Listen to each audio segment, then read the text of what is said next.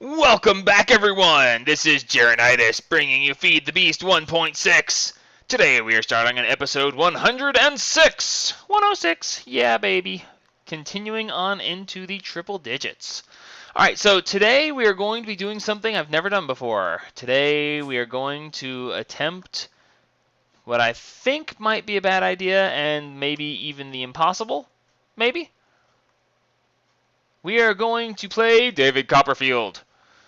And what does David Copperfield do? He makes stuff disappear. We are going to make Honeycomb Hideout disappear. Hopefully before the end of the episode. So, in order to do this, we're going to have to make a bunch of stuff real quick. Okay? We are going to get started into a mod that I've never done before. Well, we already made that. We don't need that anymore. So we are going to go ahead and get started with the Modular Force Field mod. Okay? Now, there are several possible ways to... Hey, what are you doing? Oh, that's right. That.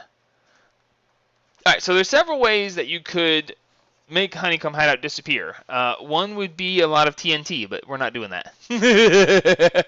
I'm tempted, but no. Another way, Applied Energistics actually has a block that would do it, but it doesn't seem to be in this version of Direwolf 20, or it's disabled in the configurations.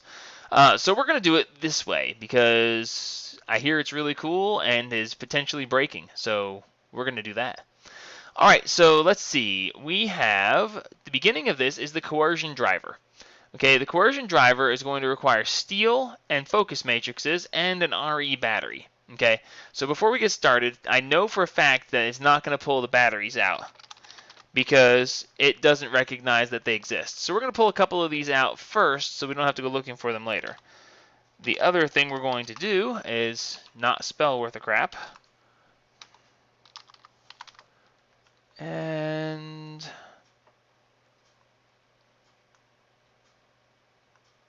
come on, update. Or not. There we go. Alright, so we're going to build the coercion driver. Okay, the coercion driver is the piece that takes power from your sources. Specifically, it uses the RE battery, so that lets you know that it takes power. We're going to need some of these focus matrices, which are just diamonds and steel. Oh, they're steel? I thought they were iron. Ooh, I hope I have enough steel. Alright, let's see. Let's make a bunch of these. Oh yeah, we got plenty of steel. I happen to know that we're going to need a whole bunch of these, so I'm going to go ahead and make extras. Alright, so cool. We put those in, and we're going to go ahead and make the coercion driver, which will pull everything but the battery, because reasons. Alright, now once you place one battery in there, it will actually go ahead and recognize it and pull them.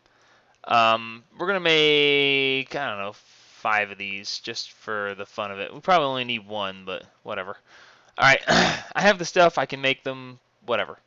Actually, I think I'm going to need more than one. We'll get into that in a minute, just depending on how this works. Okay, after that, we're going to need the Fortron capacitor. Okay, basically, the coercion driver is going to take basic power, Minecraft Joules or RF, I believe. I know it works with RF. And it's going to convert it into Fortron, or Forcisium, maybe it's called? No, it used to be called Forcisium, I think. But anyway, it is used to be made into this stuff and things. Whatever. Okay, we're going to go ahead and make a couple of these anyway as well, just because, oops, I didn't mean to make that many. And after that, this basically stores the converted power and then is ready to transmit it to whatever other items you're going to be using. Force field projector, biometric identifier, induction matrix, force manipulator. The force manipulator is used to direct things. Ooh, we need a motor. We need redstone comparators. We only need one of these because you can't use more than one at once. So we should be able to just go ahead and sweet, do that. Alright, cool. So now the other thing we're going to need is a bunch of these different items up here. Now each of these items does a different thing, and I'm not going to lie to you and tell you I know what they all do because I'm not that crazy. But array module, approximation module, repulsion module, I really don't know enough about this mod to tell you what these all do. I know that they all are pretty cool and they can all do different things. Like the confiscate module, that's an upgrade for your force field, so that if someone or something comes into the force field that you project carrying something that you don't want, it will take it from them. So it confiscates confiscates items that you don't want there. Anyway, we'll get into a bunch of this stuff, but first thing we're going to want is a cube mode upgrade. Oh, good. We have plenty of those, so sweet. Okay, the cube mode upgrade is going to keep things square. It's going to let us do things in cubed areas. Okay, and that's what we want to do. The other thing we're going to need is some scale modules. Okay, the scale module, as it says here, increases the scale of certain component. Okay, so basically what we do with these, and we're going to actually need a whole bunch of these. We're going to, oh, well, we might have enough. Let's see if we have enough. Okay, and then the translation module. The translation module basically moves the field that you're projecting away from the field projector, if that makes sense. Oh, no, can't do, well, let's just make some more of these then. I can do that. I've got the stuff. All right, cool. So then we probably don't need very many of these because I'm actually going to move fairly close to where we're going to be doing this. So we shouldn't need any more of that. So that should be all the basic stuff we're going to need. So let's go ahead. Oh, wait, that's the other thing I do need is a tesseract. Oh, sweet. Oh, sweet. Excellent. All right, so now let's put these batteries away. And let me show you how these things work. Okay, we're going to try this out in an inconsequential area first, just to make sure that I have things set up correctly, because I'm really not certain I will.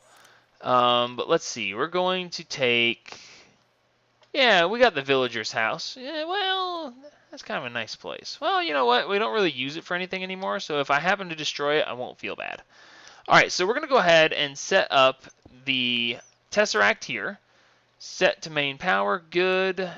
Working all the time. Good. Item mode blocked. Fluid mode receive only. No, we can block that. And energy mode receive. Okay. So it's receiving energy. Okay, the next thing we want to do is place the coercion driver. Now we can place it and put conduit to it, or we can just place it right next to it. If we place it right next to it, it actually does work. And what we need to do here is turn it on. Right now it is active only with the redstone signal, I think. And now we have it active all the time. So as you see here, it's drawing Fortron, and it's making 30 kiloliters, or it's holding 30 kiloliters at 5 kiloliters per second. Okay. So this actually is a liquid, strangely enough. I considered building a tank for it just for the fun of it, and then I decided that that probably wouldn't be the best idea. As funny as it would be really funny. But okay, so then we hook up we put the Fortron, this thing, the Fortron capacitor. As I said, the Fortron capacitor stores the energy that's being created by the coercion driver. Okay, and we're going to go ahead and turn this one on too. Now, as you can see, it is now beaming power into the Fortron capacitor. Okay, so good. And now you can always change the frequencies. The frequency will determine, like if I change this to 1, it's no longer receiving because the coercion driver is sending on frequency 0 and this thing's receiving on frequency 1. So if I change this to 0, it will go back to filling again. All right, cool. So now we've got that. All right, so let's see. That's not very fast. That's what I meant to make. I meant to make speed upgrades because this actually, you know what, we probably won't need it for this. For the demonstration purposes, we're going to need this for later on, but I'll get to that in a minute. All right, so the next thing we're going to do is place the force manipulator. The force manipulator automatically receives power, and it has a capacity of 500 kiloliters. So, or KL, I guess it's kiloliters, whatever. This thing has 700 liters. And wow, it's actually transmitting at the same speed as it's getting it here. So sweet. So this thing is automatically storing power. Okay. And there's a whole bunch of buttons here that mean a whole bunch of things, and I'll show you what that means real quick. Okay. Well, actually, I'm gonna have to go really quick if I'm gonna try to get this moved before the end of the episode. All right. So this is basically the activation button. Right now it is active without. Now it's active with. And turn it back off. You can actually turn it on and off at will. Here, this is complicated, and I'll show you what it means as we go. The most important thing is if you look right here, we have left, up, front, right, and down and back. That's kind of hard to deal with for me. So what we're going to do is click this empty space right here, and that's going to bring up a compass. So now when we close this icon, we have to close the GUI and reopen it. Now it has west, south, east, north, up, and down. Okay, that way you can actually use your map to know which way each thing is going. Okay, so, oh, did it actually cut off because I got in the way? Does it actually? No, it doesn't. Okay, I was about to say, it looked like it stopped. And of course, this also has the frequency, so we can change it and it will stop receiving as well. So we're not going to do that because we want it to receive.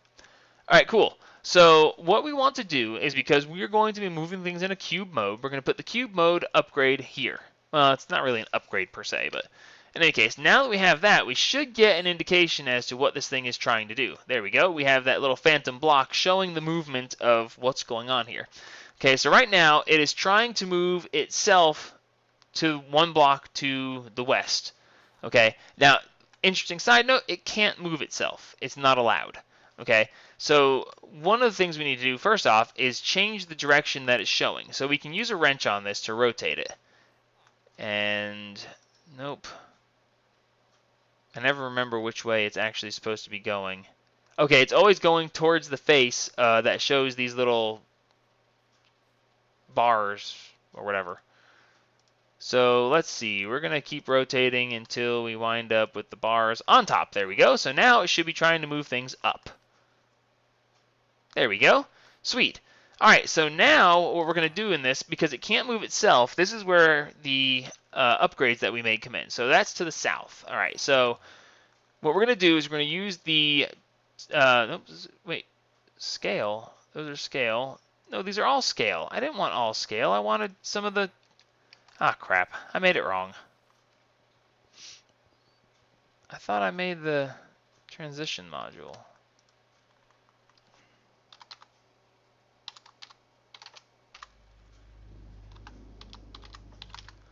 I think I did that wrong. Translation module. Oh, of course it didn't make them because I needed to put these in here.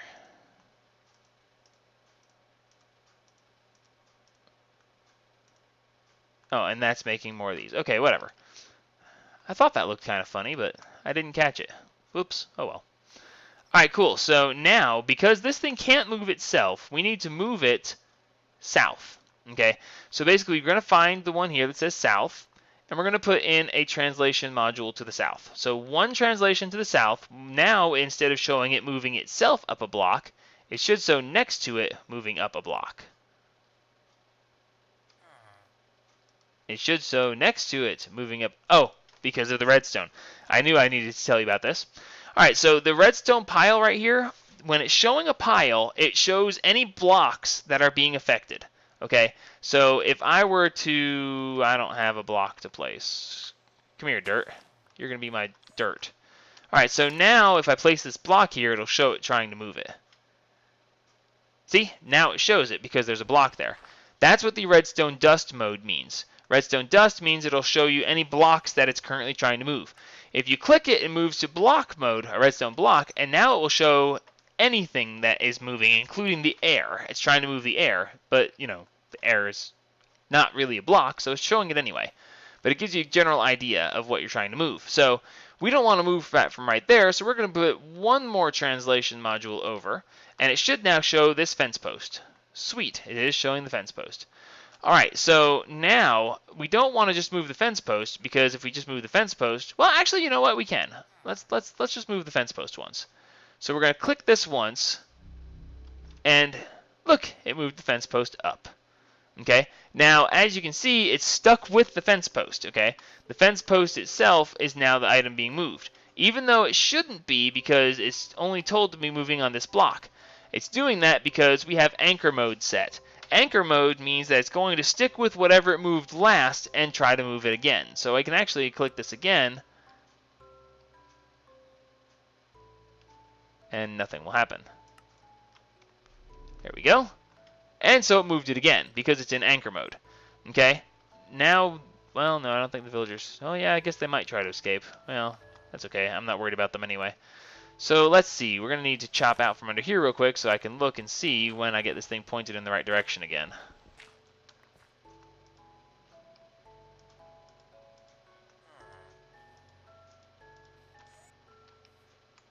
Ah, here we go.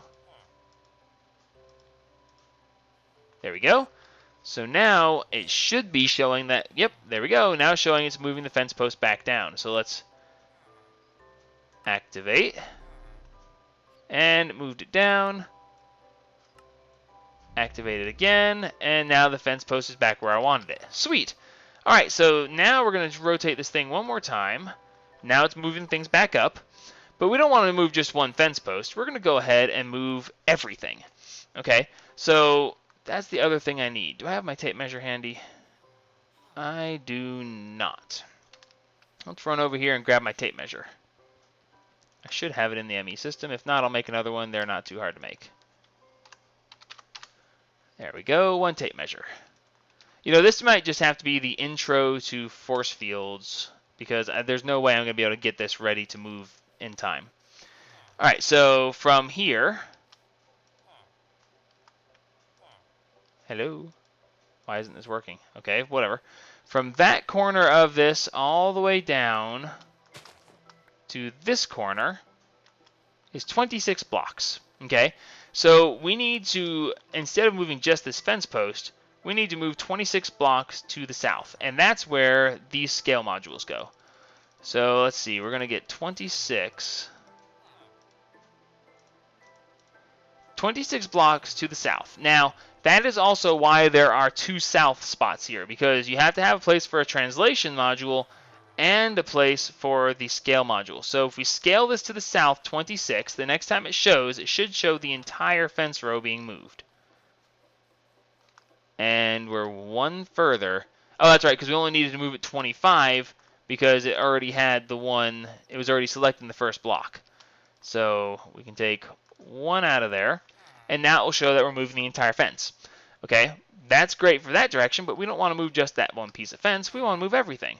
So we're going to go from there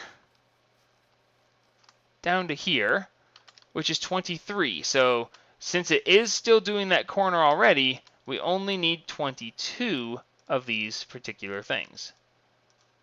So let's see, that was south, so that's east. So we put 22 in the east section, and now, if I can push the right buttons, it shows the entire section moving. Sweet. All right, so that will work out, except now it will move the house and the fences up off the ground. And that will actually let the villagers, well, no, it won't technically let the villagers out, but I don't want to do that because, well, first off, it won't work because it can't move things above. See, like, watch. If we try to activate it, you get that noise. That noise basically says, hey, I can't do what you're trying to make me do. Okay? So basically, what it's trying to do is move the fence. The fence would go up, no problem. But it's trying to move the bottom layer of the house into the second layer of the house. And it can't do that because there's already a block there. So because it can't do that, we now need to translate up. Okay? So from the base level, we need to move up to the top. At the very top, we're actually going to have to go to the up here, because up here is the topmost point of this. So from up there to down here is 6 blocks higher. Okay, so we need to use the translation modules, or the scale modules, to go 6 in the up direction. Okay, so now it should change this to a giant block. Wow, that's actually kind of painful to look at. But the point is that, holy crap, that really is painful to look at. So now that, but since we're in block mode, we're seeing the entire giant thing.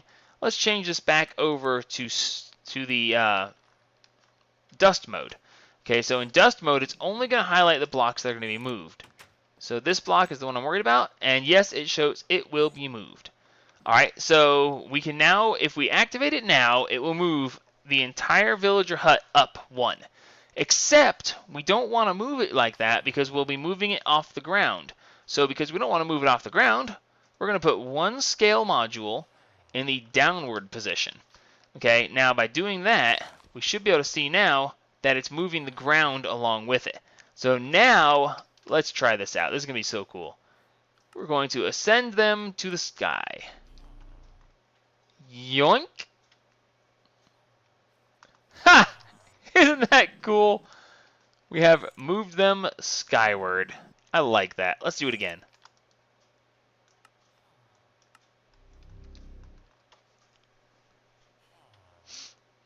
That is so cool. By the way, the other thing that you can do is, I really need to get a wireless system in here so I don't have to run back and forth. But we'll get it. I might actually cover that at some point, maybe, if I actually think about it again while I'm not running back and forth. All right, so the other thing we can do is instead of clicking that button, we can actually just flip a switch. Going up. Going up. That is awesome. And we can continue to move it up as many times as we want because it is, first off, it's anchored to it. So instead of maintaining down here where it was, because we are in anchor mode, it's maintaining what blocks it moved last. So we can keep moving this up actually until it gets to the point where it can't move because it's running into the breeder's hut up there. Okay, so we can actually continually move this. And I think that's cool. I didn't realize we had like stuff under here. That is awesome. So yeah, so now that would be interesting. So now we could technically rotate this thing around, lift this up, and then hover it this way. We could just like hover it off. We could hover it an infinite amount of space if we wanted to. But that's not the point here. We don't really need to do that. But this is the concept. The proof of concept is here. Okay. So the next thing that we probably want to do. Let me. I don't have that much time left. Is moving Honeycomb Hideout really going to take this kind of time? To set it up is one thing, but the actual move is going to take quite a while. Why not? We're going to leave this floating in the sky just because. It's just too much fun. It's too much fun to see it there. All right, so we're going to shift right click on these. We're going to break this. And we're going to move everything over to Honeycomb Hideout. Now, here's where it gets really fun. Because getting this set up correctly so that I move part of Honeycomb Hideout and only the part that I really want to move is where it's going to get interesting. So let me first things first get rid of all these flowers I just picked up.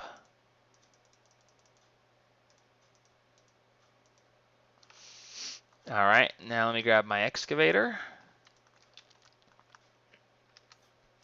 I can't wait to see the comments for this episode. People are going to be like, you shouldn't do that, you're crazy. And I'm going to be like, I know I'm crazy, that's why I do it.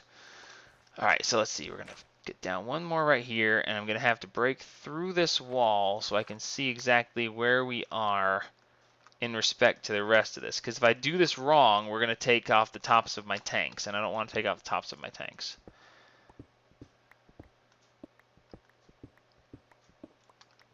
Okay, so good. We want to take from this cobble level and above, because that will take the roof of this and everything above it, which should, yeah, we need to leave the tanks alone. So yeah, that's pretty much where we need to take up from. Alright, sweet. So give me just a minute. I'm going to try to work all this out right now. I'm going to do jump cut because otherwise it's going to take me too long to get it done this episode. So we'll be back in just a minute once I've gotten this figured out. Alright, we're back. Turns out there's a little side note I should mention. When you're trying to move a very large structure like this, the more you move, the harder it is. Okay, so you got to be careful about how big of a structure. Now you notice that it's only showing a couple of blocks that are going to be moved. Okay, it's actually doing that on purpose because if it tries to show all the blocks that are going to be moved, that happening will cause everything to shut down. You will crash everything. Okay, so I actually have this set up, and all of Honeycomb Hideout is encased in this force field moving, but I have it set to dust mode. Okay, if I set it to block mode, when it tries to render all of those blocks to be moved, including all of the air blocks, it is going to basically overload everything and shut down. It's basically going to kick you off the server. Okay, I just did that about 10 times. I actually had jumped up here to see if it was going to show all the movement, and I had to relog, move a step, relog, move a step, relog, move a step, relog, get in here, relog, get in here and yank these out. Okay, because it was trying to show too much. Alright, so you have to be very careful when you're doing something like this. Take your measurements and make sure you're in dust mode, because if you're not in dust mode, you can definitely cause a problem. Okay, So let's see what we can do. Now we have all this highlighted. We went ahead and before I put the height ones in, I made sure that it covered all the way through the back corner here. So we're going to take everything all at once. Okay. And we also scaled down, so it's going to take everything from underneath. So we should take everything that is here and move it over. Now, once we move this, we may have problems. The actual move itself will most likely crash me, the client, but it may keep the server may be able to handle it, and I may have to relog in order to get it to function. After it has functioned, and then it will be there. Okay. Secondary thing to do, you actually can't. Well, you can, but it's not a good idea to move multi-block structures. Okay. So each one of these alvearies is a multi-block structure. Okay. If you move a multi-block structure, there's a very good chance that you're going to cause a problem when you try to access the multi-block structure again after the fact. All right. Why do I not have extra health?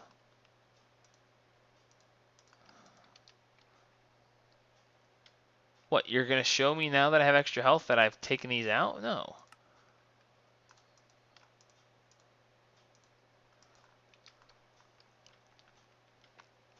Thank you. Okay. Anyway, so moving these multi-block structures with the MFFS is actually a very hazardous thing to do. So one of the things that you might want to do before trying to move a multi-block structure is go ahead and unform the multi-block. Okay. By unform, I mean here we have Lapis, Queen with 63 drones and a life bar. We're going to go ahead and break the bottom alveary block. Okay. Now when we right click on this, it's just a bunch of alveary blocks. Okay. There's nothing there. The multi-block itself has no longer been formed. So now when we put this back, we wait a second, the multi-block reforms. Multi-block form! There we go. And it still has exactly everything that was in it before. Okay, so before you do any kind of move like this, we're going to go ahead and break all of these multi-blocks. Okay, it's not the easiest thing to do, but moving multi-block structures is a difficult thing, and it can crash you a lot. So we're going to take a quick second. We're going to break every single one of these multi-blocks. And then we should be able to, hopefully, move this thing.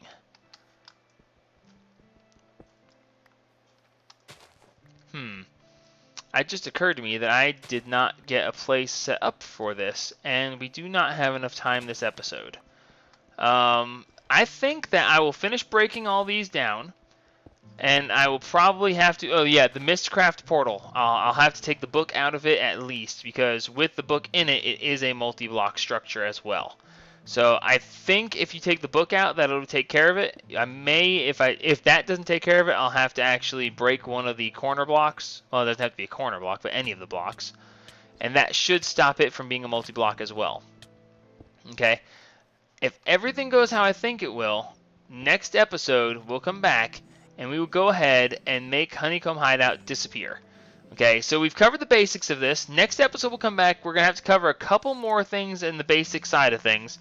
You know what? Just for fun, let's make sure that I actually have all this together and see if we can't. Well, let me go take care of. Yeah, we're not gonna end this episode without me doing something risky here. Let's give it a shot. Where's that? Okay, give me the book. I said give me the book. Thank you. Okay, good. That's all good. That's all good. Everything else seems to be in order here.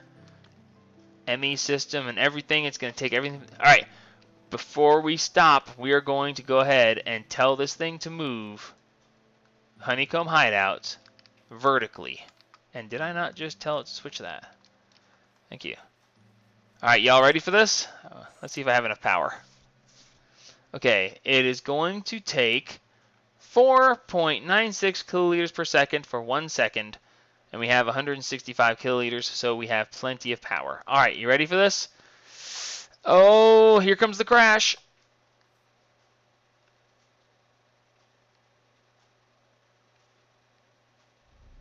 There it goes, green, and nothing happened. Oh, it happened all right. You heard the noise, so here in just a second, either it's going to... all move up one, or I'm going to crash. And I'm fairly certain the answer is crash.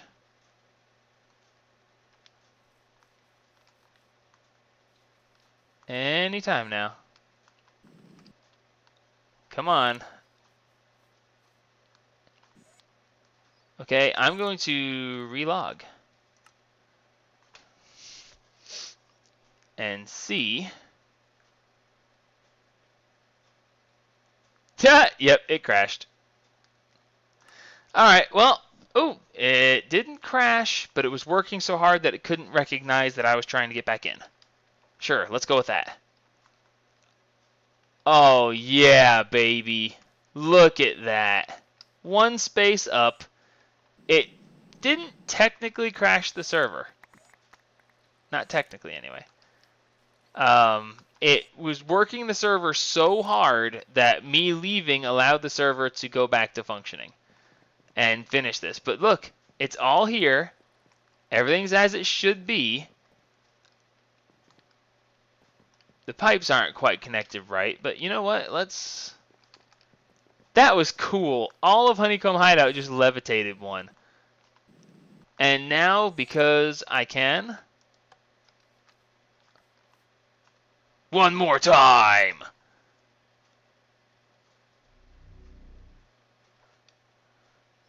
And just for good measure...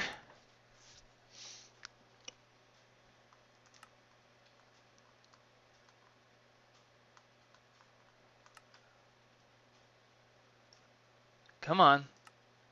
You moved it one block, you can move it another. I know you're really there. You're not crashed. You're just processing a lot. Or maybe it did crash. I gave you one. That was all you were getting. Alright, this is Jareditis signing off on episode 106. I wonder if I just broke the server. Oh gosh. Alright, so until next time, like me if you like me, subscribe if you see what craziness I get up to next, and of course, help spread the gaming.